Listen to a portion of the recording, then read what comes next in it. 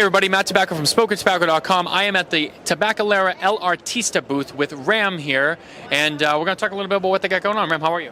All good, man. All good. Happy to be back in Vegas. Absolutely. It's good to see everyone here again after a year off with the pandemic and everything. And it's really cool to be here. Thanks for taking the time to talk to us. Oh, thank you. Thank you for being here, man. So first things first, you have kind of your whole collection here. We'll start at the top. You got the Big Papi. Oh, yeah. Tell me a little bit about that. So, Big Papi is a big friend of us. We've been sponsoring his golf tournaments for a while. We've been doing this cigar actually before he retired, but only as a private thing for him to share with his friends, basically. When he retired, we got a call like, hey, we want to sell Big Papi cigars, you know? I was like, hey, I'm in. I actually was lucky enough to go to the last spring training game he had in Fort Myers, and there I realized, you know, how like everybody was there just for him. You know, I was like, oh my God, this is something very serious that is going to happen. From there, it was born Big Papi by David Ortiz, which was the first one in the Big Papi extension. On Toro size, only one size, medium body, excellent cigar. After a while, he was like, hey, I'm ready for a big cigar. And we came up with the Slugger. So the truth about the Slugger is that one day we were in his house smoking cigars, and his friends were making fun of him. It was like, oh, that Toro size looks like a toothpick in your hand, you know? It was like, you know, we need to make a bigger cigar next. And that's where this Slugger 60x7 came up. For this year, we are very happy to also announce a smaller version of that Slugger.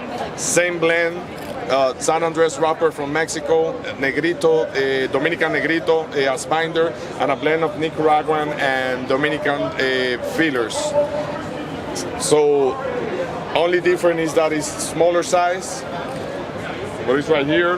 Very good cigars. You guys should definitely give it a try. Absolutely. I've been a fan of the regular line. I've had the regular Papi, great cigar, fantastic. I see you guys even have the bats up here, which are really unique. Oh yeah, they are very unique. It's something we did. A lot of people love to collect them in their humidor. You can actually smoke them as well. It's a great cigar. You guys should give it a try. We also have something very special here, which is this beautiful humidor that we're making. It's a limited edition. Only 200 of them have been made. The art was made by a local artist in the Dominican Republic. His name is Rene. We have a program supporting local artists, and this is the first project that came. It's a very beautiful looking humidor. Look at the artwork on there. Yeah. So the original painting, David has it in his house in Santo Domingo in the DR. And he actually gave one of these boxes to the new president over there in the DR. It was all over the news over there. It was amazing. That's really cool stuff. That's really cool stuff. As we continue to go down here, I see you have the Buffalo 10 line here, and I know that you guys have just added to that line. Yes, we did. So first, thank you everybody for such a strong support on our Buffalo 10 line. Almost everybody knew that Connecticut was coming, so guess what? It's finally here. Here we have the Buffalo 10 Connecticut. It's a great addition to the line. We have the original Maduro, the Natural, and now the new Connecticut. Honestly, has been the most challenging one for me to blend out of all of them. Main reason why is that the spirit about, you know, the most interesting thing about Buffalo 10 is its sweetness and floral notes on the blend. To do that with a Connecticut a wrapper, which is very empowering, it was very hard. But we achieved it by using authentic African Cameroon as binder. All that sweetness that comes from that African tobacco really adds up to the Connecticut, and it makes like a shocking mix inside that is very, very interesting. It's the mildest out of the whole line. Is an excellent cigar as well. The best thing of it is that the MSRP starts at $5, so it's a very excellent and affordable cigar.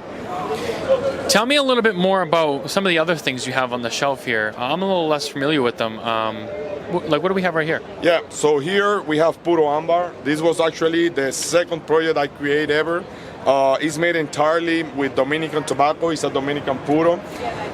We use a lot of T13, which is a hybrid seed that we grow over there in the Dominican Republic. It's a very special cigar for all of us because of its uniqueness. Ambar is a gemstone that you can find all over the world, but the Ambar from the Dominican Republic is very special, and that's why we decided to use that name for this, because of how unique and how Dominican it truly is. It's a great cigar. We also have here our Chirrut. We call them made to be fugly. It's a very, very good cigar.